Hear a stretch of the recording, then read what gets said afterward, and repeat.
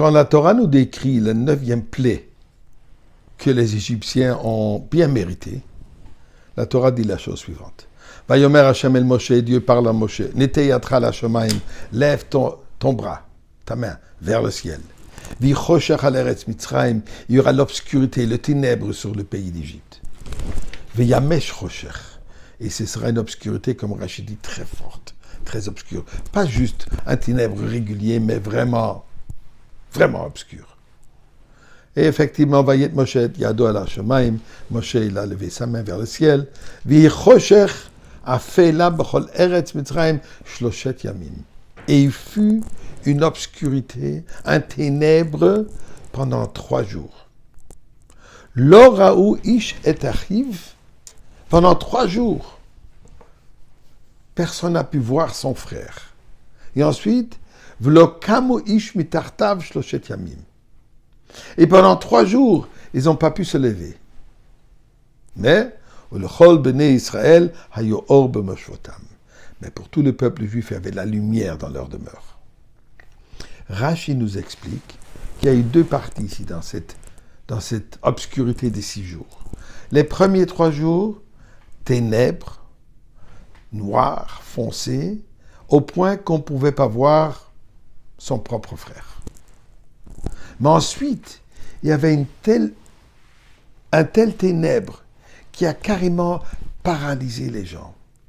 V'lokamu ish mitartav, tel que la personne se trouvait à ce moment où cette obscurité a frappé, où cette makat rocher, cette plaie de ténèbres a frappé, exactement de cette position que la personne se trouvait, ils sont restés paralysés pendant 3 jours. Eh bien, certainement une situation pas très agréable. Mais là, il y a une question qui se pose. Les premiers 3 jours, ténèbres. Ténèbres veut dire quoi? Qu'on ne peut pas voir. Qu'est-ce que le passouk nous dit ici qu'ils ne pouvaient pas voir leur frère? Ils ne pouvaient rien voir.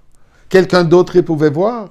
Un objet quelconque qu'ils pouvaient voir. Il y avait un tel ténèbre qu'il n'y avait absolument aucune possibilité de voir quoi que ce soit. Pourquoi la Torah nous ajoute ici « L'oraou ish et achiv » une personne n'a pas pu voir son frère. Qu'est-ce que la Torah nous enseigne ici? Qu'est-ce que la Torah nous signifie par ce concept? C'est quoi le message? Nous savons que la Torah n'est pas juste pour nous dire comment que ça a été cette plaie, c'est pour nous enseigner quelque chose. Eh bien, rapporte Moshe Bogomilski dans un des Sfarim, d'un Sefer Eshkol Anavim, il dit la chose suivante, une pensée extraordinaire avec un parabole. Dans les années 20, où beaucoup de Juifs ont quitté, s'enfui de l'Europe de l'Est, de la Russie, un certain Moïse du petit village en Russie arrive aux États-Unis et Baruch Hashem, il était très débrouillard, avec beaucoup d'aide à Kadosh Baruch Hu, il a développé une grosse affaire, il est devenu très confortable, très riche.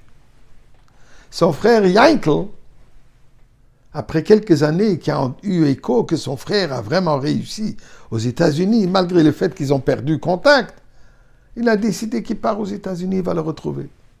Il avait son adresse, il arrive à son business, son affaire, et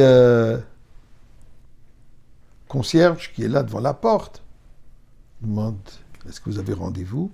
Il dit « Non, mais je vous en prie, annoncez-moi mon frère Moïse, dites-lui que son frère Yankel vient d'arriver de la Russie, il voudrait le voir. » Eh bien, après quelques instants, le concierge revient et lui dit « Désolé, mais le propriétaire prétend qu'il n'a pas de frère.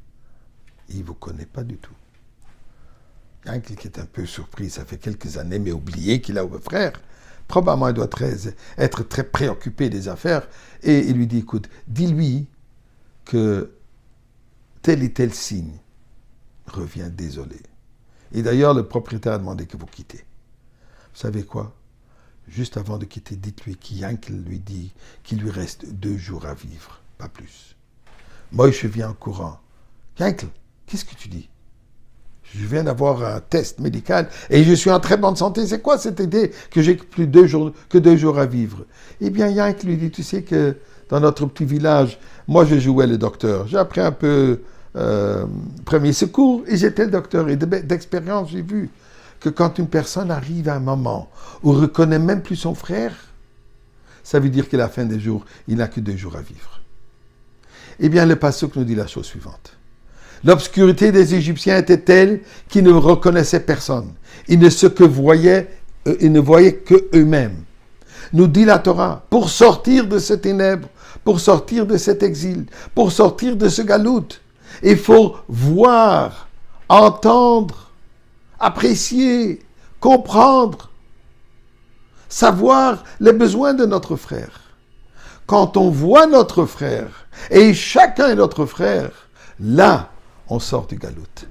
Eh bien, mes chers frères, qu'on se regarde un à l'autre, qu'on s'entraide un à l'autre, et on va se retrouver tous ensemble à l'entrée principale du Beth Amikdash avec Mashiach. Maintenant, now.